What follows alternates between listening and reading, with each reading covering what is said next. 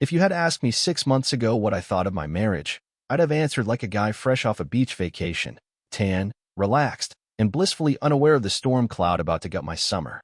We're solid, I would have said. My wife? Best thing that ever happened to me. Honest, loyal, sweet as peach cobbler.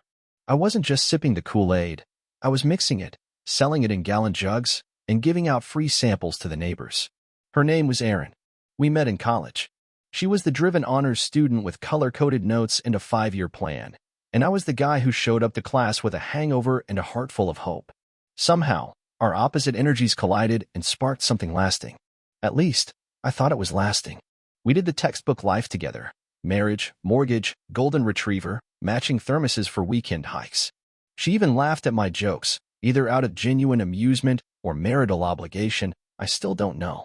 Every year, on our anniversary, we'd have the same ritual. We'd go to the same Italian restaurant where we had our first date, order the same bottle of overpriced wine, and reminisce about how she almost ghosted me after our first date because I wore a wrinkled shirt and accidentally insulted her favorite author. Ah, romance. But then came Tuesday. The kind of Tuesday that kicks you in the teeth and then has the audacity to call itself a weekday. It started simple. She left her laptop open. That's it. No glowing red flags, no ominous soundtrack, no sudden shift in the wind. Just a blinking cursor on an open screen. I wasn't snooping. I wasn't even curious. I just needed to check our shared grocery list because she'd told me to pick up oat milk. Yes, we're those people now. But instead of the shopping list, I found a folder titled Taxes 2022. Let me tell you something. Nobody hides love letters under Taxes 2022 unless they really don't want them found. Naturally, I clicked. Inside were screenshots, messages, voice memos, a dinner receipt from a place we'd never been to, well, at least not together. There were notes labeled things like Vegas trip itinerary and a selfie of her and a man whose face I recognized from our office's Christmas party, the regional director, I think. The guy who smiled too much and had the handshake of a man compensating for a mediocre golf swing.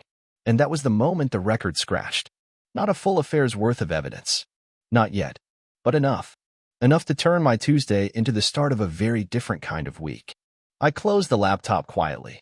Didn't confront her. Didn't storm out. Didn't break anything, though I did grip the edge of the kitchen counter like it owed me money. Instead, I made a decision. If she was going to play me for a fool, I'd play the long game. And buddy, I don't bluff. After the Tuesday laptop incident, I entered what I now call the quiet phase. That's when you know something monumental has shifted inside you, but you're still smiling at the dinner table like you're in a detergent commercial. That night, I kissed her on the cheek, told her the lasagna was delicious, and even let her control the remote. She chose some drama about a cheating husband. Ironic. Maybe prophetic. But while she watched the show, I was studying a different script, the script of a man quietly gearing up for war. See, the average guy might rage. Yell. Blow up the moment he sees that first shady text message. But I'm not average. I grew up with 3 brothers, 2 of whom were pathological liars, and the third one played poker for a living. I know how to spot a bluff. And I know that when you're holding on to dynamite, you don't light the fuse in your own living room. So I got strategic. I started with Emerson Shaw, private investigator. Found him through a friend in corporate security who said, if you want someone who finds the truth and shuts up about it, this is your guy. Emerson looked like he chewed on gravel and flossed with barbed wire. Perfect. I didn't just want photos. I wanted timestamps, addresses, receipts, GPS tracking, phone records, a courtroom buffet of evidence. I told him, I'm not looking for closure. I'm building a case. While Emerson got to work, I played my role. The loving husband. Thoughtful. Attentive. I brought home flowers. I scheduled a couples massage. She thought I was falling in love with her all over again. Really, I was falling in love with how thorough my documentation was becoming. Meanwhile, I started meeting with Samantha Doyle, an attorney so sharp she could cut glass by looking at it. I told her everything. Gave her the screenshots. Asked questions like, how do I walk away with everything? And can I subpoena hotel records before filing? She smiled the kind of smile sharks smile when they smell blood. Give me a month, she said. We'll have her served so hard, her signature will file for divorce before she does. But this wasn't just about winning in court. I had to act. Play it cool. So when Erin texted one night to say, working late again face blowing kiss, I sent back a heart emoji. Then I saved the message, printed it, and put it in the growing manila folder I kept under the floorboards in my home office. The folder was labeled, How to Survive Betrayal and Win. Every hero has an origin story. Mine just started with oat milk, a blinking cursor, and a wife who thought she married a pushover. But she didn't marry a pushover. She married a planner. And the plan had just begun. It was a Thursday night when the truth showed up in high definition. Emerson, my private investigator, texted me a photo so crystal clear it could have been an ad for betrayal. There she was, Erin, my wife of 8 years, standing outside a boutique hotel downtown, kissing the regional director like they'd just won the lottery and were planning how to spend it in bed. I stared at that picture for a full minute. Not because I was in shock, I already knew, but because I was admiring the angle. Emerson had talent. He even caught the smug look on the guy's face, the kind that says, I don't care who she belongs to, because now she belongs to me. It took every ounce of discipline not to drive down there and introduce his kneecaps to the concept of gravity. But I didn't. Instead, I texted Emerson. Keep following. Let me know what room they check into. And get audio if you can. This wasn't about catching her anymore. It was about documenting the fall. That weekend, she came home late Sunday afternoon with a to-go cup of coffee and the scent of a man who uses more conditioner than scents.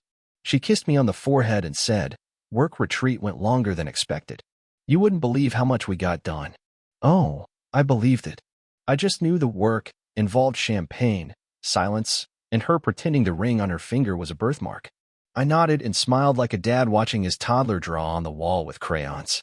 I'm sure it was productive, I said, sipping coffee from the mug I bought us on our honeymoon. The one that said, Forever starts here. The irony practically wrote itself. By Monday, I had the full file.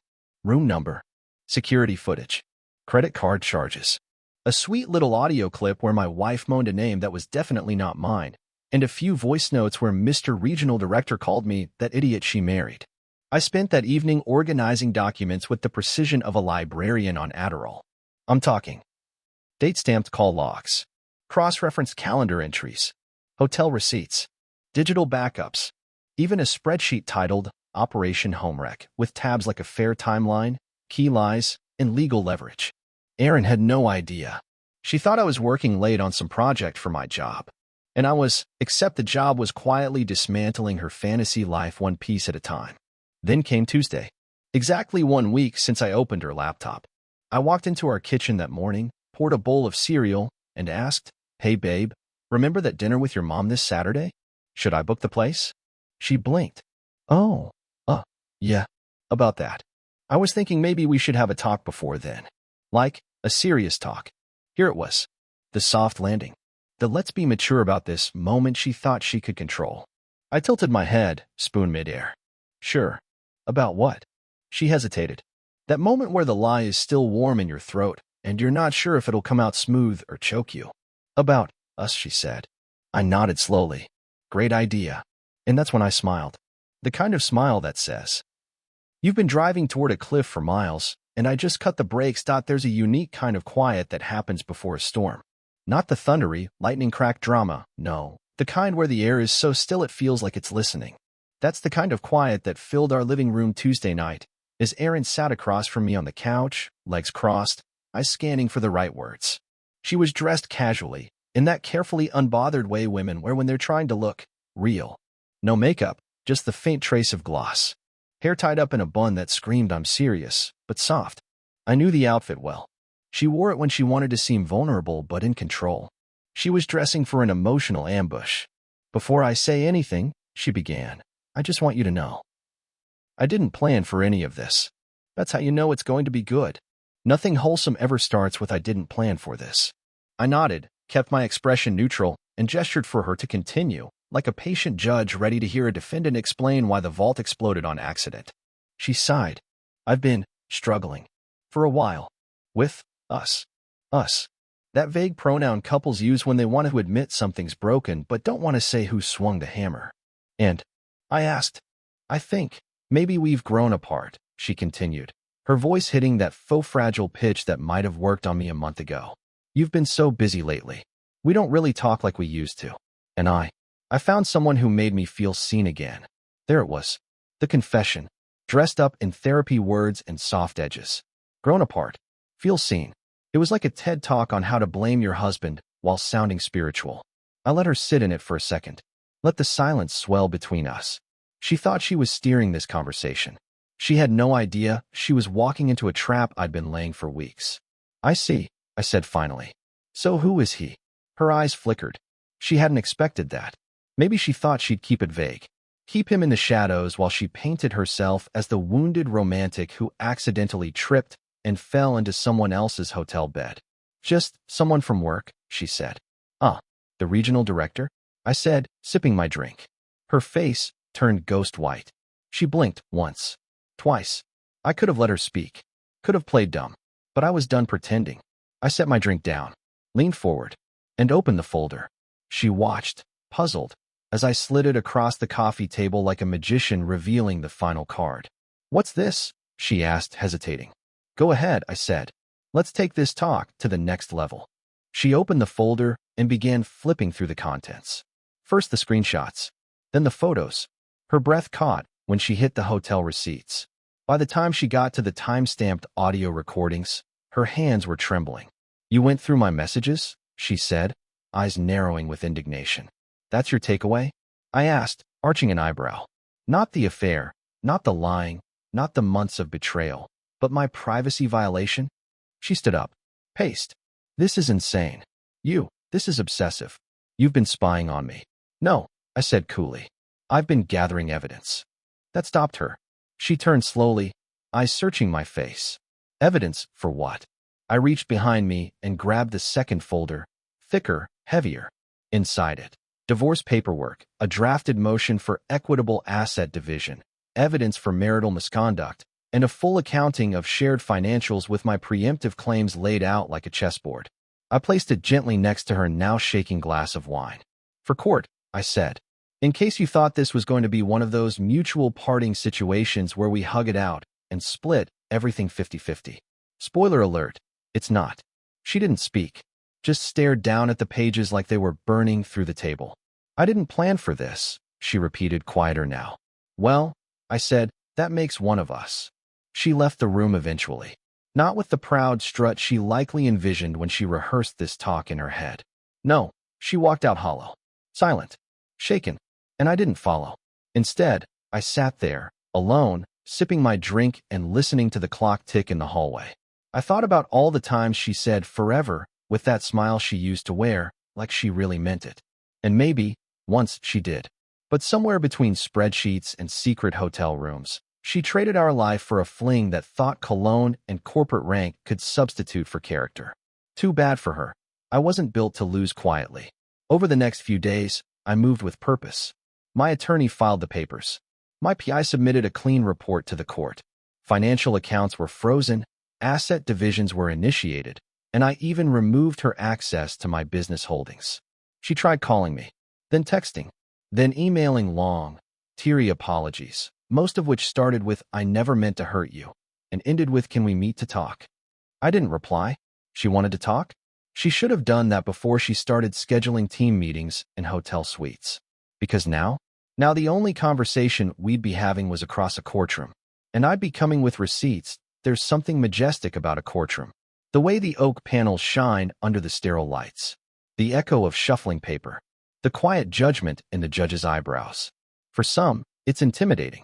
For me, it was cathartic, because I wasn't walking into that courtroom as a broken man begging for dignity. I was walking in as a tactician, backed by hard evidence, a team of professionals, and the satisfying knowledge that my wife was about to get legally undressed without me having to raise my voice.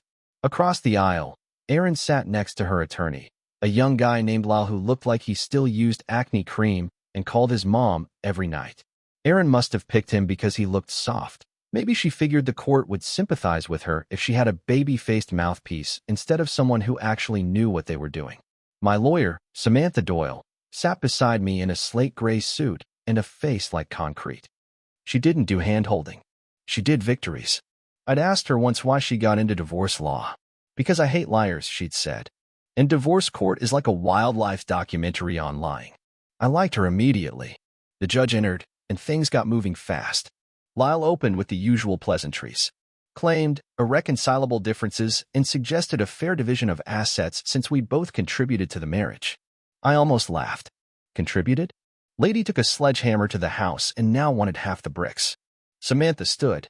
Your Honor, while we don't dispute that the marriage has ended, we do reject the notion of equal division. We are filing on the grounds of marital misconduct, supported by substantial documentation. She handed over the thick binder we'd spent weeks compiling. It hit the judge's bench with a satisfying thud. The judge raised his eyebrows as he flipped the first few pages. This is extensive. Yes, Your Honor, Samantha said. Screenshots, financial statements, audio recordings, PI reports, all documenting the petitioner's long-term extramarital affair and concealment of assets. Lal stood, flustered. Your Honor, we were not made aware of any surveillance or recordings. Samantha cut in smoothly. All obtained legally, all admissible, and all relevant. Aaron's face? Pale. Like someone who just realized their GPS has been lying and they're headed straight off a cliff. The next hour unfolded like a slow, delicious unraveling. Exhibit A. Photos of Aaron with the regional director. Exhibit B. Hotel receipts tied to our joint account. Yep, she used our shared money to cheat. Exhibit C. Audio of Aaron talking about how he doesn't even suspect a thing. Exhibit D. Credit card statements with dinners, gifts, and weekend getaways, all while telling me she was at yoga retreats. By the time we hit the screenshots of their messages, complete with her calling me, so naive it's cute, the courtroom was dead quiet. You could hear her reputation falling apart in real time. Lal tried to pivot. Your Honor, infidelity, while unfortunate, should not overshadow the years of contributions Mrs. last name made to the household, emotionally and domestically. Samantha stood again. Your Honor, we're not here to debate whether emotional contribution entitles you to someone else's retirement account. We're here because one party was honest, and the other spent the better part of 2 years lying, cheating, and spending jointly owned funds on another man. Boom. Case cracked open like a piñata, except instead of candy, it was consequences raining down. The judge didn't even try to hide his irritation. I'll review the full documentation. But given the overwhelming evidence, I'm inclined to side with the respondent on asset protection. Translation: Aaron wasn't getting the house, or the savings, or a single drop of sympathy. And the cherry on top? The judge ordered a forensic audit into her spending. That meant every little dime she thought she'd tucked away was now going to be dragged into the light. Lyle muttered something about discovery rights.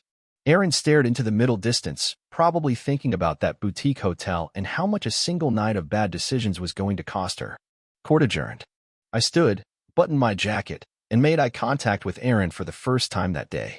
She opened her mouth like she was about to speak, probably to say something heartfelt, or manipulative, or poetic. I didn't give her the chance. I walked past her like she was a stranger holding up traffic. Because in my world, she was already gone. Outside the courthouse, Samantha handed me a folder. We're in the driver's seat now, she said. She'll fight. They always do. But that was a knockout opening. I thanked her and shook her hand. And for the first time since this whole thing started, I exhaled. This wasn't just survival. This was winning. After the courtroom bombshell, I figured Aaron would go underground for a bit. Lick her wounds. Maybe call her mother for some of that unconditional, "you was never good enough for you" sympathy. But no. She came out swinging. 3 days after the hearing, I got the text. We need to talk. This isn't who we are.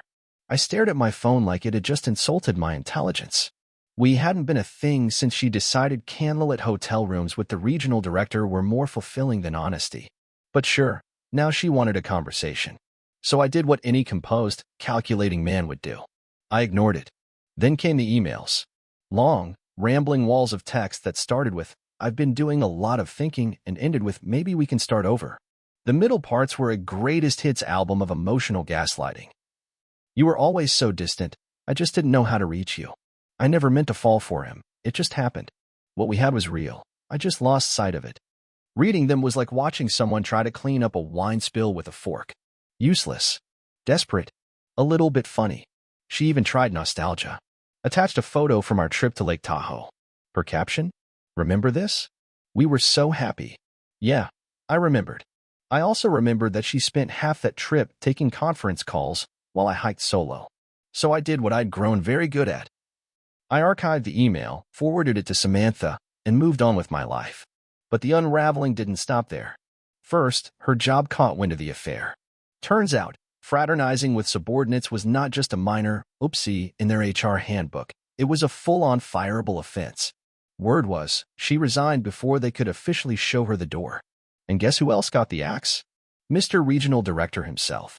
According to my PI, who was still sending me updates just for sport at this point, the two lovebirds tried to turn the scandal into a Romeo and Juliet sob story. Problem is, corporate doesn't do Shakespeare. It does liability. And two senior employees defiling the code of conduct wasn't poetic, it was paperwork. By the end of the week, they were both unemployed. Then came the friends.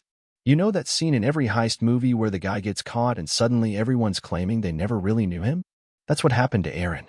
Our mutual friends, well, the ones with a functioning moral compass, started backing away from her like she was radioactive. I got texts like, "Man, I had no idea. I'm so sorry. If you ever need a place to crash or someone to vent to, I got you." She played it cool, but wow, what a mess. Even her yoga group ousted her from the retreat planning committee, which, I'll admit, made me laugh harder than it should have. There's something truly poetic about getting banished by women in leggings who believe in crystals and karma. Apparently, karma moved fast this time. But Erin? She still didn't get it. She called again the following week. I didn't answer. So she left a voicemail. "I don't even recognize you anymore. You've become cold, strategic, heartless. I made a mistake, but what you're doing, it's cruel." Cruel? That word hit me funny. See, when I found out about her affair, I didn't yell. I didn't trash her things. I didn't even kick her out. I planned. I gathered evidence. I followed the law. I let the facts speak louder than any punchline she thought she had. Cruel isn't defending yourself. Cruel is pretending to love someone while you sleep in another man's bed and use joint savings for champagne and deceit. Cruel is thinking someone's too dumb or too passive to ever fight back. So no, I wasn't cruel. I was thorough. Around this time, Samantha sent me a new draft of the asset division, complete with all the judge's preliminary recommendations. It was beautiful. The house? Mine. The business? Untouched. Her spousal support request? Laughed out of court. My retirement account? Fully preserved. Her little secret stash of savings? Frozen and now under court review for restitution. She'd walk away with whatever clothes she could carry and a severely bruised ego. Meanwhile, I was already planning something else. See, while all this was going down, I started writing. At first, it was just therapy, little journal entries, scraps of thoughts. But the more I wrote, the more I realized this wasn't just my story. This was every guy's story who ever got blindsided by betrayal and told to just move on. So I wrote a book. Title? How to Survive Betrayal and Win. Each chapter was a lesson, a play-by-play, a roadmap from heartbreak to victory. It wasn't bitter. It was honest, witty, cold in the right places, warm in others. Like me. I sent the manuscript to a few publishers. 2 weeks later, I had a deal. Turns out, revenge really is a dish best served in hardcover. Erin still didn't know, but she would. She'd see the press release, the interviews, the cover with my name on it, smiling, confident, alive. She'd walk into a bookstore someday and see her greatest mistake printed on page 74. And you know what? That's not cruelty. That's closure. I didn't have to tell Erin about the book. She found out the same way the rest of the world did on a Thursday morning when the pre-order link for How to Survive Betrayal and Win hit the top of a trending list. The press release quoted me directly. "When your heart's been ripped out and stomped on by someone you trusted, you've got two options: rebuild quietly or rebuild louder than the lies that broke you." I thought that was a fair way to say, "Hi, Erin. Yes, this is about you." She called, of course, 6 times. Then she texted, "You wrote a book? About me? How dare you?" Now, I'm not one to argue over text, but I did send her a screenshot of the Amazon ranking #4 in self-help, #1 in divorce recovery, and added a smiley face. She didn't respond after that. But the silence? Music to my ears. A month later, I was sitting behind a folding table in the corner of a crowded bookstore, signing copies for people who'd been through their own versions of hell. One guy told me his wife left him for her personal trainer. Another lady said her husband drained their savings and vanished to Thailand. They'd all come here for the same reason: to feel seen, heard, and maybe a little vindicated. I wasn't just a guy who got cheated on anymore. I was the guy who turned it into a blueprint. Midway through the event, someone approached the table wearing sunglasses indoors, a cliché so obvious it practically announced her name before she spoke. It was Erin. She picked up a copy of the book, flipped through it with shaking hands, then looked up at me like we were strangers meeting for the first time. "You really published it," she said. I leaned forward, pen in hand. "Want me to sign it?"